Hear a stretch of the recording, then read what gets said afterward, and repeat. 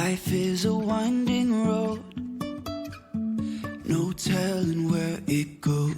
Hey guys, Amber here with a Meeple family, and today this video is twofold. One, I'm going to be talking about GenCon and my GenCon experience, and I'm coming at this from the perspective of this was the very first board game convention I've ever attended, and also things I would do better next time, or things I will do better next time. And then the second part of this video, right at the tail end, I'm doing a giveaway because I cannot believe it, you guys. Somehow I have made it to 1,000 subscribers. I'm shocked. I'm really, really humbled and just excited. When I started a Meeple family, my goal was just like for me to have an outlet to like talk about this hobby and share this passion, because I know it might sound silly, but board games really do mean a lot to me. They've brought our family together in incredible ways, like just the dialogue that I get to have with my kids around the table and those memories every month looking back over games we've played and know that I had intentionally like had that one-on-one time with each of my kids really meant a lot to me. And I wanted to share that on a platform, hoping that maybe if other families were maybe feeling disconnected or whatever, like this could be something they could try to bring their family around the table and just make those memories together.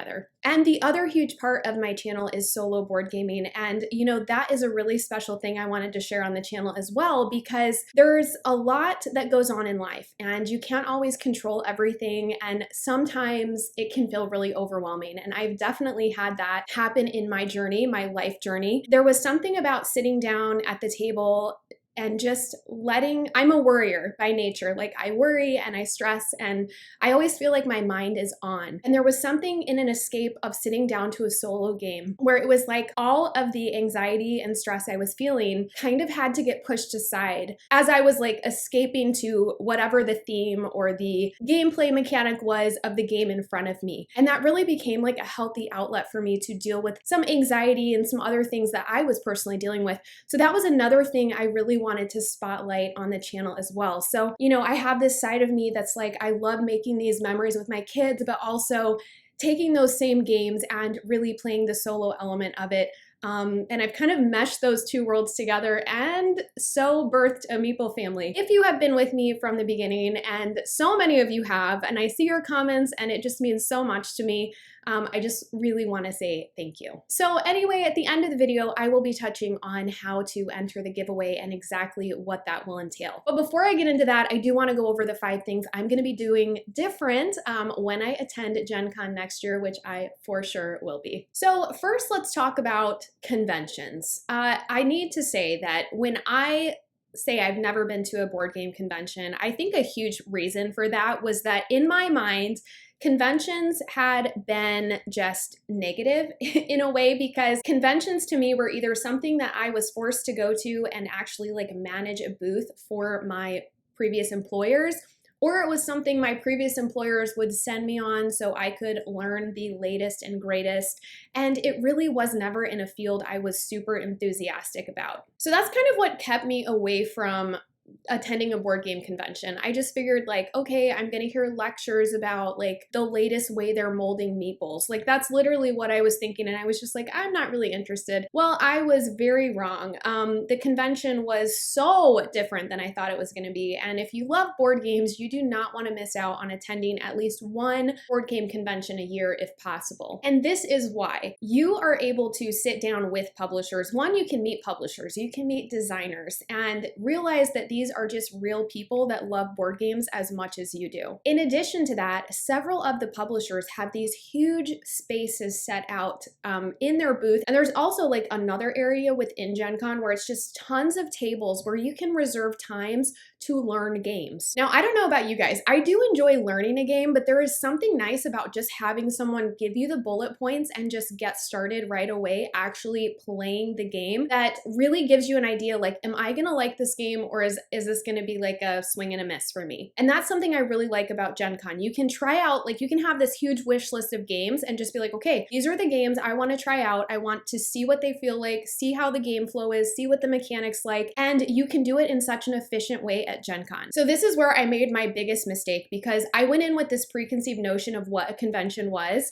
and in reality, I wish I would have gone through, and you can actually schedule and reserve times to play certain games. So I wish I would have done that. And they have these game masters who are very well diverse and educated on that specific game you're learning. So you're asking questions and you're getting to actually play through the game to see if it's one that you want to add to your collection. So that is definitely something I will be doing differently next year. I will come in with a plan. Now, on the one side, I think it's great to have a plan. And on the other side, I'm like, oh, it's so nice really to just let the day take you where it will. And the other thing I will be doing is staying multiple days. For this particular experience, I was just there for the day. And though I felt like I was exhausted and saw a lot and did a lot, it would have been nice to go back and hit other things and do other things. So I definitely think if you can be there like a minimum of 2 days, but of course, if you can spend the entire 4-day block there, that's amazing. But for me, I think that 2 to 3 days would be amazing to see and do everything I want to do. All right, so my second little tidbit here is just to give you fair warning, there is a ton of walking, like a whole lot of walking. And you're like, what? Like, we're playing board games. How much walking could there be? Well, the venue is ginormous. It's the entire Indianapolis Convention Center, which is ginormous. And I'll tell you this too,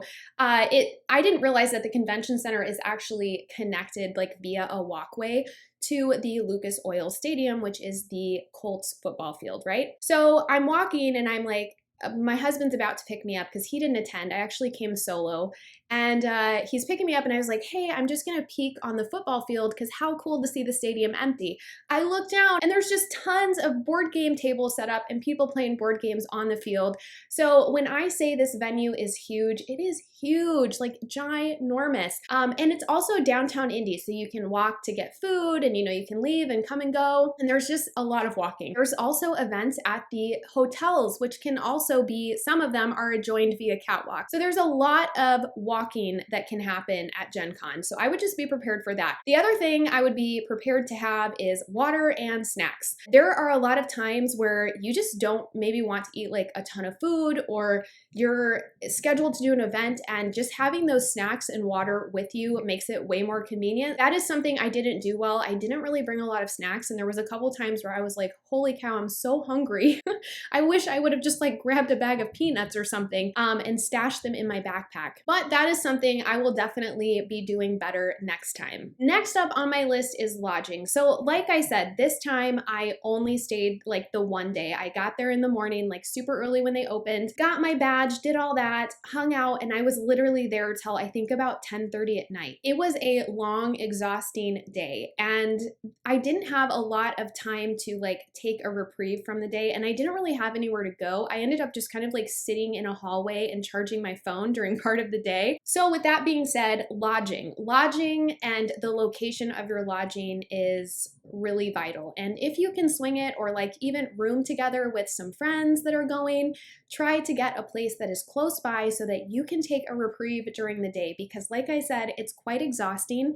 And if you had a place like a hotel room that, one, if you're buying games, you can take those back, you can unfill your backpack, you can load up with water and snacks. Having a hotel that is in a close proximity would really help you just enjoy your day more. And that is definitely high on my list of priorities for the upcoming Gen Con. All right, next up on my list is don't be afraid to meet new people and say hi. So I am very much an introvert. Like, I do love people, I love to meet people, but then I also just feel, I think like most people, really insecure when you're not in your normal circle. And I definitely didn't feel that as much at Gen Con because everyone that I ran into was so friendly and so kind. So I was kind of watching social media to see who was going to be attending Gen Con, so be sure you do that. And I reached out to people and was like, I really want to meet up with you. Where can I meet you? So I was able to meet up with Michelle from Second Star to the Left, which she was like on my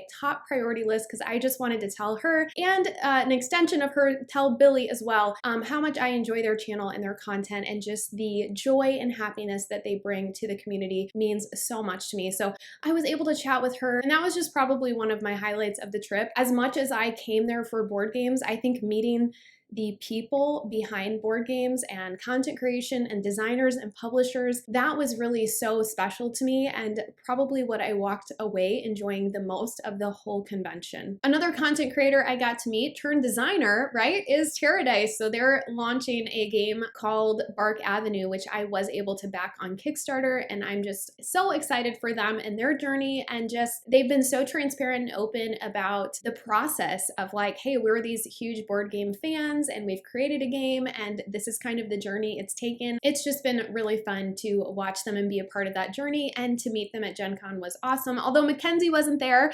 but I hope to meet her down the road at some point. That would be awesome. I also got to meet a lovely couple from, I think they're out in California, Instagrammers called Board for Two, and they were Filipino, and I was just so excited because I grew up in the Philippines. So it was just wonderful to talk to them, and we've, chatted back and forth via Instagram since we've been home. So don't ever feel intimidated to say hello or meet people, or like I did, stalk them and see if they're coming and figure out how to meet up with them. I think that's totally not weird and totally normal. It was also really weird to me, like walking through the publisher halls, like where all the booths are set up, which is like weaving through aisles, and I'm just like all of a sudden looking and I'm like, there's Dice Tower. Holy cow, all the Dice Tower people are here. And then I'm looking over here and I'm like, the brothers Murph are just like playing a game over here. It was kind of surreal. I did also cross paths with Thinker and Themer, who I adore as well.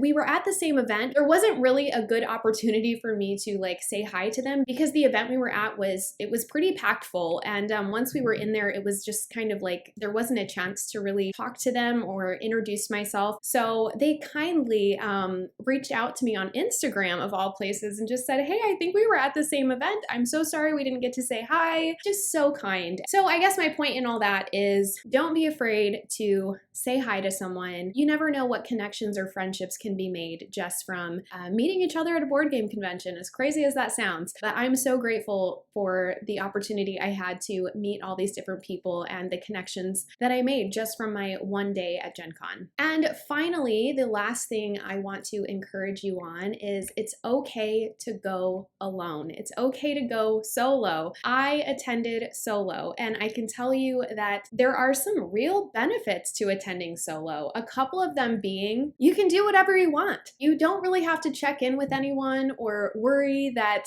are you doing everything you want to do? And am I able to get everything I want in? That was really nice. And when I wanted to take a break, I could take a break, and I didn't have to feel like I was forcing someone to take a break with me. So I think there's some really great aspects of, being able to attend a convention with people. But I think, if you can't, and if other people aren't able to come or join you, don't let that deter you from still attending the convention, because I went solo and had a fabulous time. I would never want you to miss out on the convention just because you didn't have someone to go with, or you feel like, oh, no one else is going to be there alone. There's tons of people that come alone, and honestly, everyone was so welcoming to me. Just don't let it deter you if you are going to go solo. No big deal. Show up. You're going to have a great time. So let's get into this giveaway. So this giveaway is just to celebrate you guys. Like, thank you so much for subscribing on my journey and sharing my content. Like, I'm always just so shocked that people are like sharing my content on Facebook groups. They'll tag me and I'm just like, what? This is crazy. It's incredible. I just want you guys to know, like, I see that stuff and it means so much to me, and thank you so, so much. So in the beginning of the video, I shared with you kind of like these two different hats I wear with board games and why board games mean so much to me. And I would really love to hear from you guys, like, what keeps you enthralled with board games and why do they mean so much to you? Why do you spend the time, money, and energy in this hobby? I would love to know from you guys, like stories or anything you want to share, just in the general sense of like why board games mean so much to you. I'm going to be picking two winners. One of them will be receiving Subway Squeeze, which is a great little polyomino fun family Tetris-y game that I really, really enjoy. And the other game I am going to be shipping to you is the Great American Mail Race. This is another really great, like, lightweight family game, but it's just fun, it's funny, it's cute, it's different, and I think you guys will enjoy it. So if you guys want to make sure you're subscribed, you like this video, comment down below, and that's going to enter you into this giveaway. I will be selecting a winner 1 week from today, which is September 16th, and hopefully sending the package your way if I can get a hold of you that day. I'm going to give you like probably 3 days to email me or connect with me, and if not, I will move on to the next person in line that would have won. Well, as always, thank you guys so much for watching. I hope you enjoyed this Gen Con video. If you guys have other questions, please leave them in the comments for me down below, and I will be sure to answer them to the best of my ability. But overall, I just want to highly encourage you, if you get a chance to attend Gen Con in 2023, I can't recommend it enough. It is a great time. Take my advice, plan out what you want to do, be prepared to walk and bring yourself some snacks. If you can, swing a place that is near the convention hall. That is going to allow you for some great R&R time during the convention. And you know, any board games you're buying, you can stash back at your room conveniently. And of course, don't be afraid to go solo, and don't be afraid to say hi and make some new connections and friends along the way. And for everyone out there that's helped our channel grow as much as it has, thank you so much. It has been an incredible journey so far, and I am so excited to see what the next year holds. Thank you guys so much. I'll see you later. Life is a winding road, no telling where it goes.